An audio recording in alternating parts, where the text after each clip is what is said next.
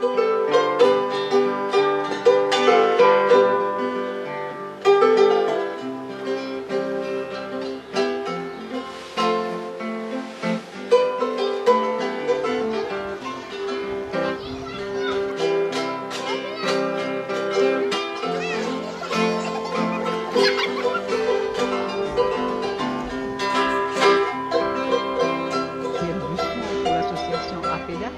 nous trouvons actuellement devant l'école primaire adventiste de Niadvazo. Et voilà, nous voulons vous montrer cette école, une école qui a plus de 50 ans et où aucun travaux n'a pu être effectué dû à la pauvreté que chacun connaît. Voilà, donc nous allons faire un petit tour de cette école. Nous allons vous montrer les différents bâtiments, les salles de classe. Nous allons vous montrer les logements des professeurs, parce que les professeurs, beaucoup de professeurs habitent ici même. Et puis nous allons aussi vous présenter le collège-lycée qui se trouve de l'autre côté de la route. Nous allons vous présenter. Alors, il y a beaucoup de travaux à faire dans cette école, donc suivez le guide. C'est le bureau de la direction, avec la bibliothèque de la direction, vous la voyez, la bibliothèque qui est mise à disposition des enfants, l'état du sol qui est d'une vétusté épouvantable, et puis vous voyez aussi le plafond. Alors c'est un plafond en tôle qui est directement sous la tête des gens. Et quand on est aux Antilles, on a un peu de soleil, mais ici quand il fait plus de 40 degrés, eh bien cela devient très éprouvant pour le personnel. Donc il y a encore des travaux à faire. Les fenêtres aussi sont délabrées et vu la pauvreté, il y a énormément de vols, énormément d'effractions et donc tout cela est à changer.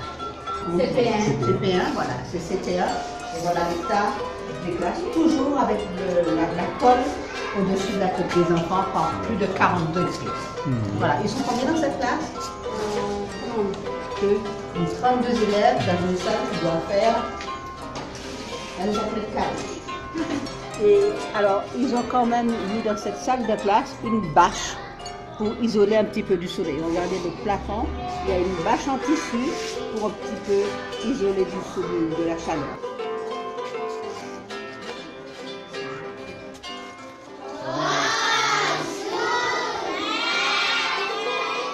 C'est une classe de 9e. C'est les mêmes travaux à revoir partout. Là, les poutres sont mangées comme pas possible par les termites.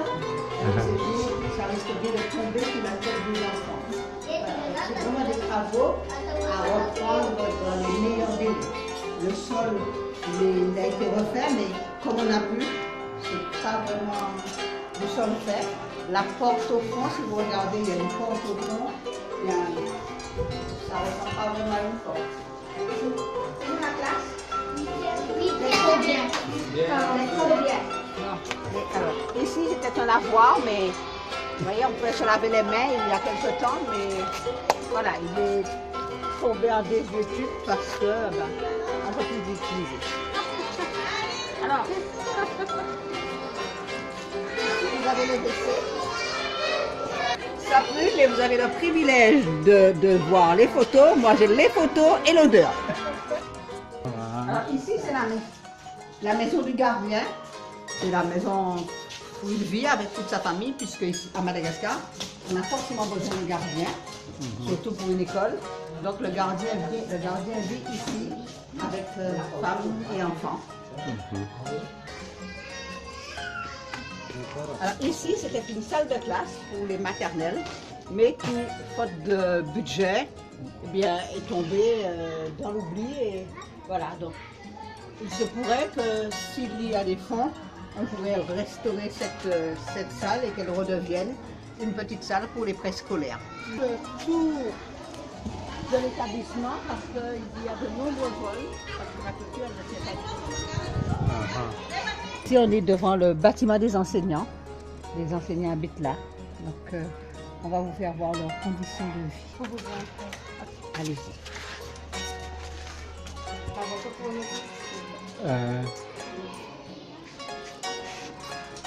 Ce toit qui a plus de 50 ans, il a fini par lâcher. Et cette dame, quand il pleut, surtout que nous sommes en période de pluie là maintenant, elle est inondée sur son lit. Donc voilà, des travaux à refaire, il y en a partout à refaire. Ici, c'est la salle de bain de la maîtresse.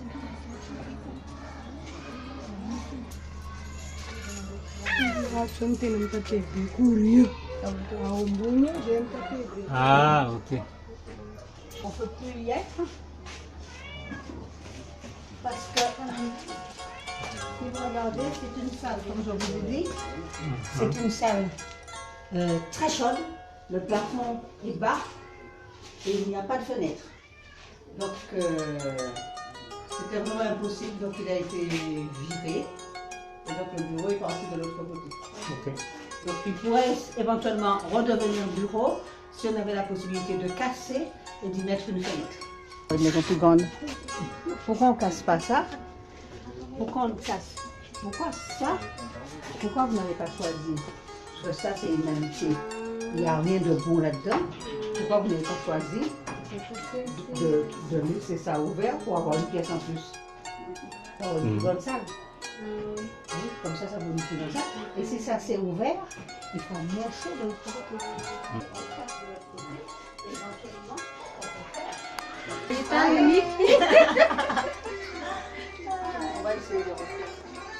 Ici, c'est le puits qui sert à boire, à laver le linge, à tout faire. Un puits en pleine ville. Ici, nous sommes dans le bureau, et nous avons avec nous la préceptrice, Miari, Madame Miari et l'économe. Et donc, on veut vous donner quand même une petite idée des salaires de chaque corps. Alors, le salaire de la préceptrice, on va dire, c'est 272 000 arrières. 272 000 arrières, ça équivaut grosso modo à 65 euros. Le salaire de primaire, un enseignant du primaire. L'enseignement primaire pour la classe de 12e, c'est 151 700 La classe de 12e qui est la 12e, c'est la grande maternelle. La grande maternelle donc, qui fait 151 000 arrières, donc moins de 50 euros. Moins de 50 euros, 47 euros à peu près. 6e, on va directement au collège. Au collège, directement au collège. Vous n'avez pas les salaires du collège avec vous? Non, comme c'est fini.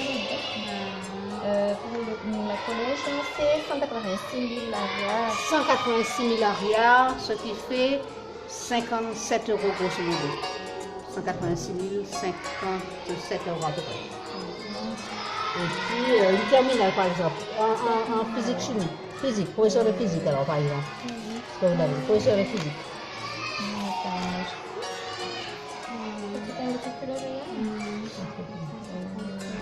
151 000.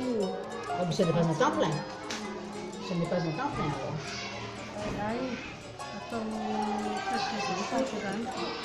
C'est une chargée de cours. Voilà.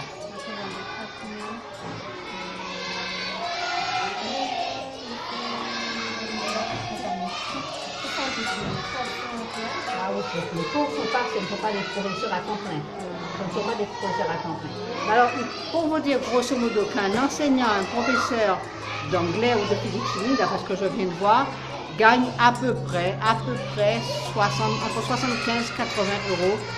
Voilà, c'est ce que les enseignants gagnent. Alors, on pourrait penser qu'effectivement, s'ils gagnent 75 ou 80 euros, c'est que ça suffit pour vivre. Eh bien non, ça ne suffit pas du tout pour vivre, puisque 1 kg de sucre coûte déjà 1 euro. 1 litre d'huile coûte 2 euros. Donc vous voyez bien, un litre d'essence, alors ils n'ont pas de voiture bien sûr, mais 1 litre d'essence coûte 1 euro. Donc la vie est quand même très très chère. Et alors, pour finir, ils mangent du riz et des herbes. Voilà, ils ont un régime plus que végétarien, du riz, des branches, des herbes, ce qu'ils appellent les breads, un petit peu de légumes parce qu'avec la température qui est de plus de 40 degrés, vous comprenez bien qu'il n'y a pas grand chose qui pousse. Pour tout dire, la vie est dure pour les enseignants, pour les bâtiments.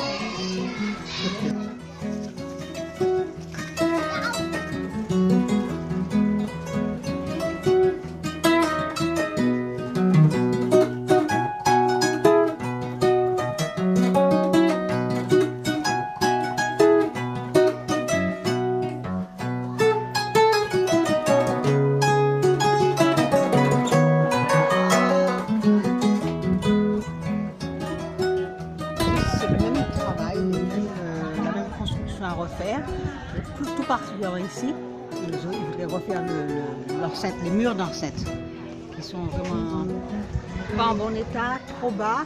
Il faudrait refaire toute la barrière, la clôture, puis réaménager la cour, réaménager un petit peu. Il y a moins de travaux, de gros travaux ici, il y en a quand même un peu moins, mais il y en a quand même pas mal.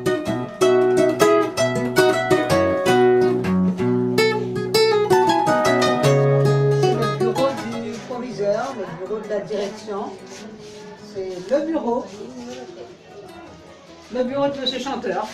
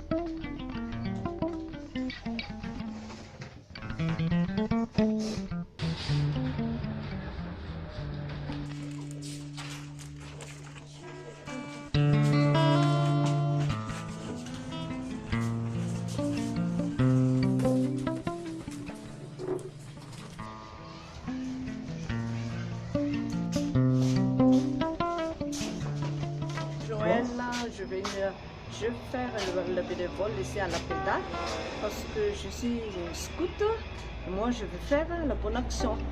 J'aime bien la bonne action en tant que scout. Et moi, c'est pour cela que je suis ici à la PEDA.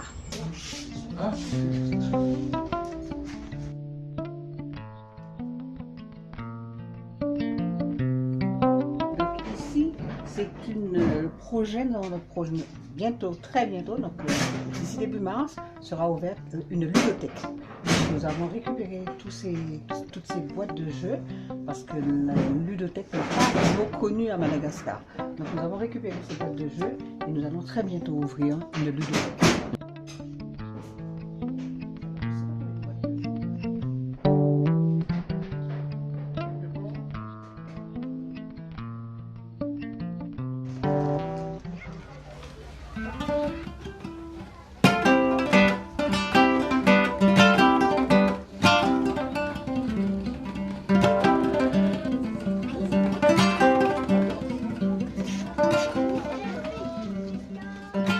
Deuxième cantine et au repas c'est riz et ce qu'ils appellent vonem. Ça ressemble un peu, c'est entre haricots rouges et soja, c'est pas la même chose, mais bon voilà.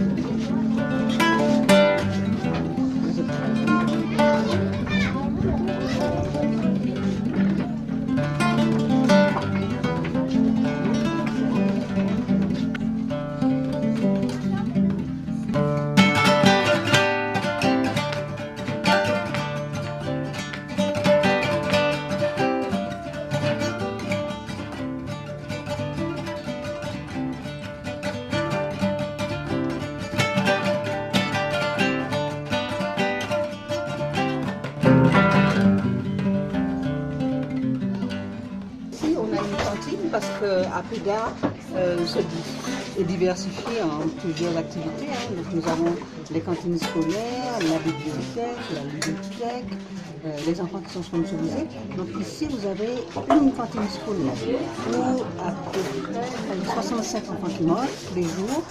Et donc voilà, donc les enfants mangent, les mamans viennent bénévolement préparer le repas, nous leur donnons tout ce qui est nécessaire. Et donc les enfants, on est assuré qu'au moins ces enfants-là, ils ont au moins un repas correct par jour. Parce que quelques-uns font 8 km pour venir à l'école et donc c'est très difficile pour eux de revenir à la maison pour être à l'école à 1h30.